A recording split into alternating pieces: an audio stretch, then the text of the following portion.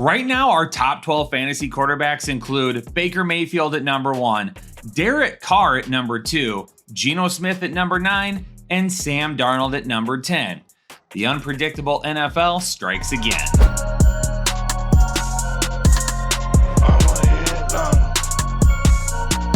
Yo, what's going on, Headliner Nation? Hopefully everybody watching this video right now is not suffering from injuries all that much, but with as many as that there have been, I wouldn't be shocked if you're looking through your lineups trying to figure out the optimal setup to give you a fantasy victory this week. And if you're looking for some help at the quarterback position, you have come to the right place. Whether you're new here or you just need a quick refresher, our start and sit videos can be utilized to give you all the knowledge necessary to make the best decisions for your lineup. And to kick things off, we always take a look at defensive matchup, and then we give you a defensive matchup rating right below each player's name. We want to know how many yards, touchdown, and fantasy points are allowed to that position. And then we assign a risk designation, allowing you to make the decision on how much risk you can take in your lineup this week. Are you shooting for tremendous upside even though the floor is super low? Then maybe a high risk guy is for you.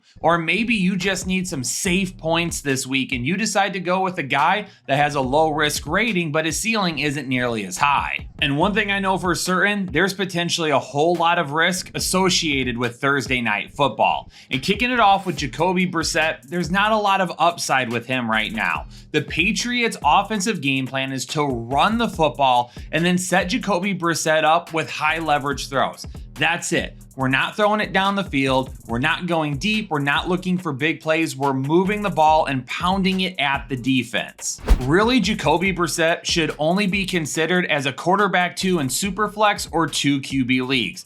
He's going to have some okay games. He's going to have some bad games. He's not going to have many great games. Aaron Rodgers still doesn't look 100% healthy to me, which is crazy because apparently he could have played in the playoffs last year. I don't know if I'm buying into that. But so far this season, you've definitely been able to tell kind of the up and down in his performances, and you've been able to tell about how he moves in the pocket, just how he feels about his comfort level right now. But this Patriots secondary gave up a huge touchdown to DK Metcalf last week, even if it was the only touchdown they've allowed through the air so far. Jackson Smith-Njigba, also a big week last week. And if Geno Smith can light them up, Aaron Rodgers definitely should have a safe floor. The only thing holding him back right now is how healthy he feels. Giants fans, last week I tried hyping up your boy Daniel Jones. I wanted to see Malik Nabers have a big day, and that ended up happening. But I'm not going with Daniel Jones this week. In fact, Daniel Jones is going to be my Mando must avoid this week. And I'm avoiding Daniel Jones the same way I want to avoid unwanted odor during the football season. And with Mando's clinically proven formula, you can eliminate odors for up to 72 hours, which if you're watching Daniel Jones play football, you need as much Mando as possible. If you head on over to Shop Mando right now and use code word headliners at checkout, you can get their starter pack for $5 off, which is 40% off the price. And like I said, I hyped up Daniel Jones last week. I wanted to see Malik Nabers go off, and it ended up happening. Daniel Jones did have 2 touchdowns, but he didn't even throw for 200 yards against one of the worst secondaries in the league. And now going up against the Cleveland Browns, it could end up being a rough day for Daniel Jones once again. And honestly, I don't know if the quarterback play from the other sideline will be much better this week. Deshaun Watson still not impressed with anything that he's doing. He ran for a touchdown last week, but he only threw for 186 yards. He's averaging 5.5 yards per completion, and he still has more interceptions than touchdowns this year. I feel like when you have Amari Cooper on your team with Jerry Jeudy and Elijah Moore, even some of the worst quarterbacks in the league could potentially do more than what Deshaun Watson has done up to this point. Personally, I don't want anything to do with Deshaun Watson until he can show us multiple games of top tier performance. I know Green Bay keeps talking like Jordan Love will be coming back, but even in a matchup this tough against the Tennessee secondary, I don't know if it would be worth it to run him out there in his first week back. And for Malik Willis, if he does end up playing, I mean, he played a lot better than we expected last week, but the matchup was way better than it is this week. Tennessee right now is allowing the 4th fewest passing yards to quarterbacks. And some people might say, hey, what if we used Malik Willis because of how he ran the football last week? Well, Caleb Williams couldn't get outside the pocket and make anything happen against this Tennessee defense last week. They get on you fast, they're good in coverage, and unfortunately for Malik Willis, I'm just not seeing a whole lot of upside this week. And if it's Jordan Love, there may be some decent upside, but the floor may be really low. So far, Will Levis is basically what we talked about this offseason. He's going to have some big plays. He's got the big arm for it. But other than that, his decision making has been pretty poor so far this season. And that's what makes him such a high risk. Yeah, one big throw down the field to Calvin Ridley can change the day and make him a suitable fantasy quarterback. But if he also throws 2 interceptions and some awful completions, it makes his ceiling that much lower and his floor really, really tough to try and deal with. Caleb Williams is off to a tough start this season. No touchdowns, 2 interceptions, and a QBR of 23.9, ranked 30th among quarterbacks right now. But this is the type of matchup where we need to see the growth. This is the type of matchup where he needs to get going. Indianapolis gave up quite a bit of fantasy points and yards to wide receivers against Houston in week 1. But going up against Malik Willis and Green Bay last week, there wasn't really a whole lot to deal with in the passing game. They only attempted 15 passes. So while this matchup could end up being pretty decent, it's all about how Caleb Williams progresses. And right now, he's still a high risk to have a good week. But if it's going to start happening, this would be the week and this would be the matchup where we at least start to see some of that growth. If it wasn't for Anthony Richardson's rushing upside, he would be a high-risk play for me this week. He's still going to be a start, but this is a really tough matchup. Chicago took care of Will Levis in week 1, and even in week 2, played CJ Stroud very, very tough. Anthony Richardson needs to get going over the middle of the field. Right now, his accuracy is extremely off. And it's no shock. It was a point of emphasis coming out of the draft and then sitting for basically the entire year last year. It's not shocking that over the middle of the field, he's just not as good as he would like to be. The deep play is where they have thrived the last couple of weeks. And unfortunately, 3 interceptions don't look good for Anthony Richardson. Make sure you take care of the ball. Don't throw any picks. Take advantage of open receivers when you find them and utilize your legs this week to keep a really nice floor. If you start slinging the ball all over and making a lot of poor decisions, then fantasy owners are not going to love the outcome. Right now, Minnesota is allowing the 3rd fewest fantasy points to opposing quarterbacks, but they're allowing the 4th most passing yards. Bend, but don't break. And they're bending an awful lot right now. And if you're facing CJ Stroud, you better stop bending and you better start stopping them because CJ Stroud is the perfect quarterback to start taking advantage of that. If you allow Houston to have long drives and you allow CJ Stroud to stay out on the field working your defense, you're going to get worn down. You're not going to be able to keep up with all these receivers, and he's going to find the end zone sooner or later. And as much as I like Nico Collins and the revenge game from Stefon Diggs against his former team, I absolutely could see CJ Stroud having a huge day. So a majority of the fantasy points that have been allowed by Houston to quarterback so far are based off 2 big passes from Anthony Richardson. Without that, they've been pretty consistent at stopping the pass so far. And I don't want to take anything away from Sam Darnold, who's currently the QB 10. But I don't know if this is the matchup where we see that start to the season continue. He played well against the 49ers last week, but I mentioned it in the quarterback video. That's his former team. He practiced against that defense all season long, and because of that, he was familiar with it, and there was an opportunity for him to exploit that. I expect Houston's defense to be much tougher this week. Maybe not how they held Caleb Williams down last week, but definitely not as big as what they did with Anthony Richardson a couple of weeks ago.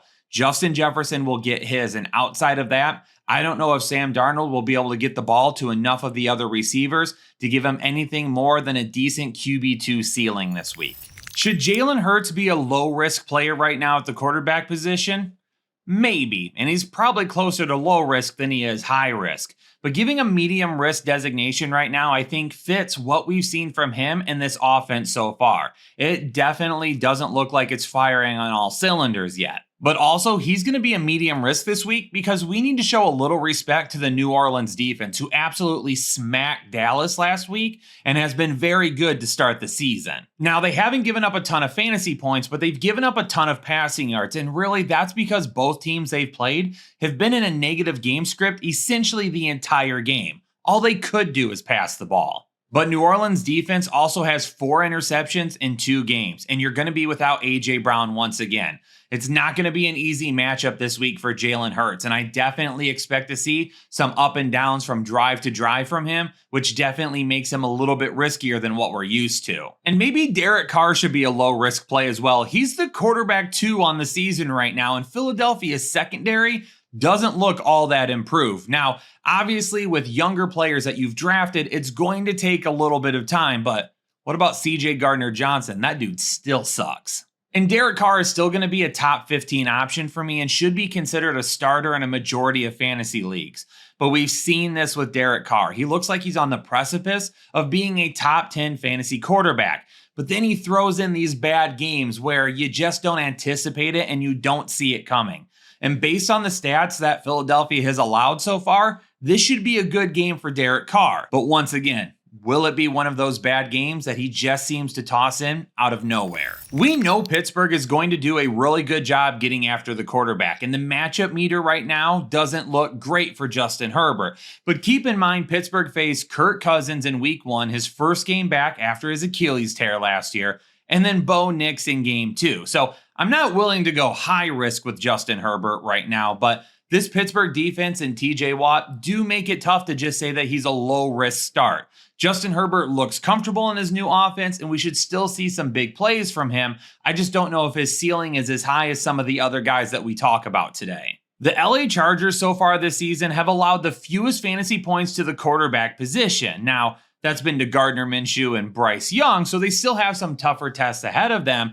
But a healthy Chargers defense has always been seen as one that could be very good under the right leadership, and Jesse Minter is the right leadership for this Chargers offense. Justin Fields is the confirmed starter already, and he's going to get another opportunity to show that he should be the starter over Russell Wilson. But the ceiling hasn't quite been there for him. For Justin Fields, definitely could see him picking up some yards on the ground. When you have a pass rush like Khalil Mack and Joey Bosa, sometimes it allows you to get out and get down the field and pick up a few yards with your feet. But I don't know if the upside through the passing game is going to warrant even taking a look at him as a starter. Right now, this Tampa Bay defense is one of 2 defenses to not allow a passing touchdown as of yet, and that's facing Kyler Murray and Jared Goff. They may give up the 7th most passing yards, but when it comes to getting towards the red zone, they tighten up and they do not allow opposing teams to throw the ball in the end zone. Nix has not been good the first couple of games of the season. 4 interceptions, a 57% completion percentage, and a QBR that's 32.1. He's throwing the ball an awful lot, and because of that, some volume is building up, but they're not quality targets. And going up against this defense that's played so well the first couple of weeks, I just don't see Bo Nix having the breakout game in week 3. Baker Mayfield is the quarterback 1 in fantasy football, and I'm rooting for the Bake Show after getting tossed aside by the Cleveland Browns and them trading for Deshaun Watson.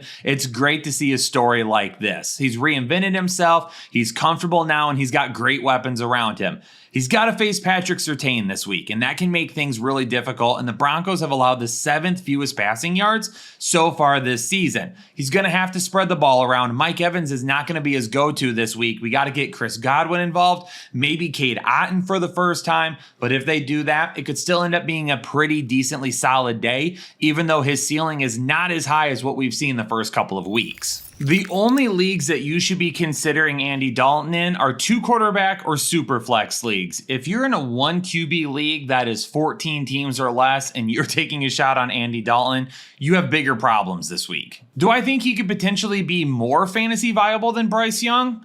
Absolutely. He's got a little bit of a bigger arm right now, and he's a veteran presence on a team that doesn't have a whole lot of leadership on offense. But I also don't think that he solves the entire problem in Carolina. We'll see what happens over the next couple of weeks. And if he does, then we know it's a Bryce Young issue. And if he doesn't, then we know that there's bigger issues at play. And unfortunately, Bryce Young is getting a lot of heat that maybe he doesn't deserve all of. Carolina's allowed the 2nd most passing touchdowns this year, but they have allowed the 11th fewest passing yards. And it's because teams will throw the ball and score early on them and then just run the rest of the way, which is what could limit Gardner Minshew's use upside. Does he have a decent floor? Yeah, absolutely. In a matchup like this, he does have a decent floor. But let's say he throws a touchdown in the first quarter with 180 yards, but the defense plays well for Las Vegas and they're up by two, 3 scores or something like that. If that ends up happening, it's just going to be a lot of running the football in the second half. And all of that upside that we would hope for basically disappears. And he goes from having a really, really good day to having just an okay day because he's not really utilized in the second half. Skylar Thompson would have been a risky start regardless of what defense he played. But now he gets one of the best secondaries in all of football and one of the best pass defenses through the first 2 weeks of the season. He's an absolute no this week. Is he going to be awful? Maybe not, but he's going to be closer to awful than he is great. Maybe the Geno Smith of a couple of years ago is back. The comeback player of the year that everybody was rooting for took a little bit of a dip last season, but he has looked really good after a big game against the Patriots last week. But Miami's defense, who have played Jacksonville and Buffalo so far, are still allowing the 4th fewest passing yards to opposing quarterbacks. So while Geno Smith has looked good so far, this may not be the matchup where that continues and he takes another small step back before they get going again later in the season. Baltimore has had a couple of tough losses to begin the season, and Lamar Jackson is still the quarterback 5 in fantasy football regardless of those outcomes. And now he gets a Dallas defense that, what do we expect from them? Do they play like they did in week 1, or do they play like they did in week 2 when they got smacked around by the New Orleans Saints and Derek Carr jumped all the way up to quarterback 2 because of that performance?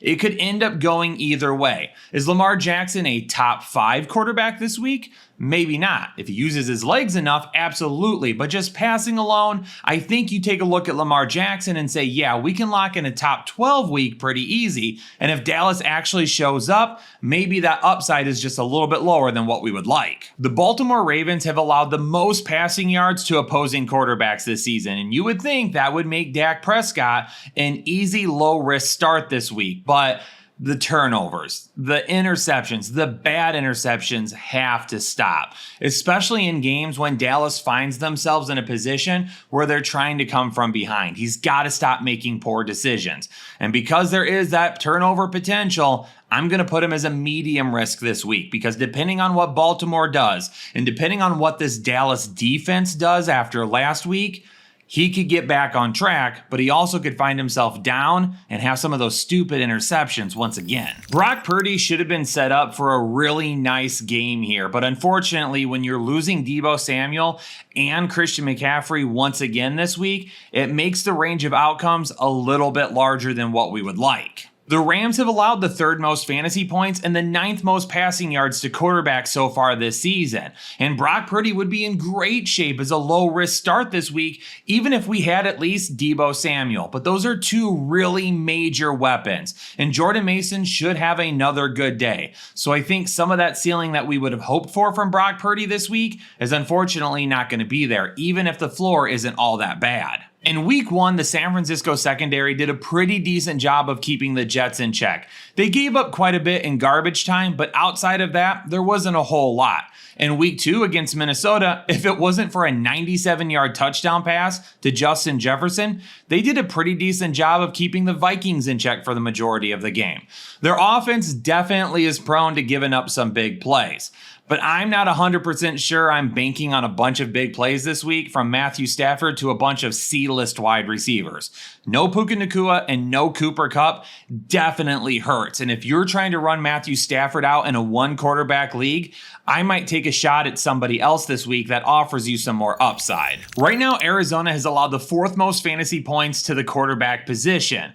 But really, it's because of 2 rushing touchdowns that they've allowed. Outside of that, those fantasy points actually starts coming down a little bit more. And let's not kid ourselves. Jared Goff is not running for any touchdowns this week. When you take a look at the Detroit offense and what we've seen over the first couple of weeks of the season, it's not great. It looks stiff. They don't look as creative as they did last season, and they just don't seem to have that get up and go. It's going to come. The offensive line has been a little rusty to begin. Jared Goff certainly isn't making some of the throws that he's used to making, and this Detroit offense will get going at some point in time. But for right now, Jared Goff is probably a little too risky to be trying to roll out there in one quarterback leagues. And this matchup against Arizona does not look nearly as easy as it may have a few weeks ago. So Jared Goff is going to need to be on his A game if Detroit's going to come out with a victory. Detroit's secondary looks young. They've allowed the 5th most passing yards in the NFL so far.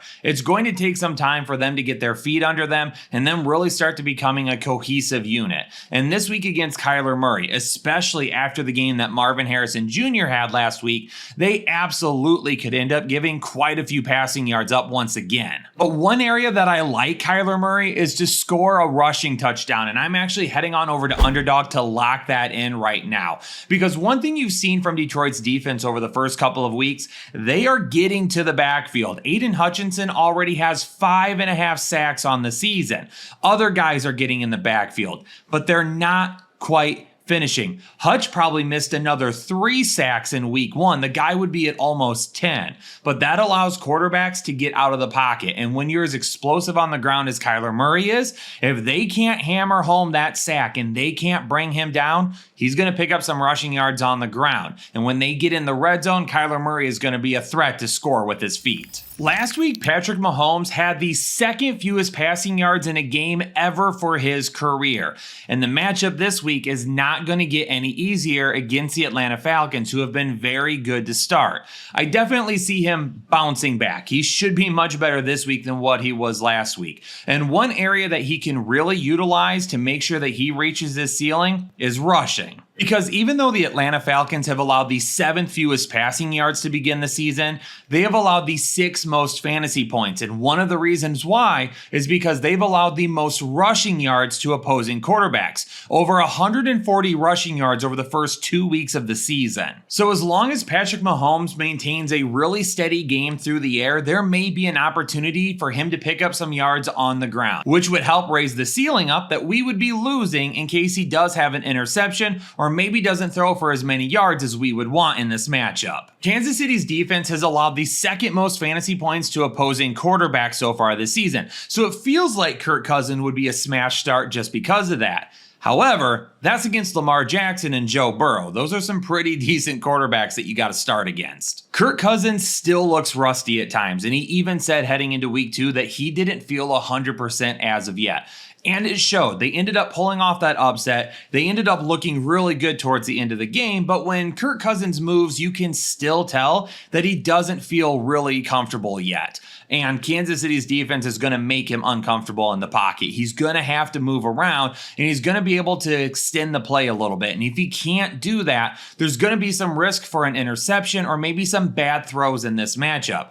Kirk Cousins is getting back there, and by the end of the season, he's going to end up being fine. But there are still going to be some throws that just make you question whether or not he feels like himself yet. Trevor Lawrence has not made a ton of mistakes to start the season, and after interceptions plagued his season last year, he doesn't have any interceptions yet, and he needs to keep going down that path. But the one thing I also don't see is just a ton of upside with him. He is taking some shots, but maybe he's playing it a little bit safer right now. Maybe he's trying to play a little bit safer at the start of the year, so he's not making as many mistakes.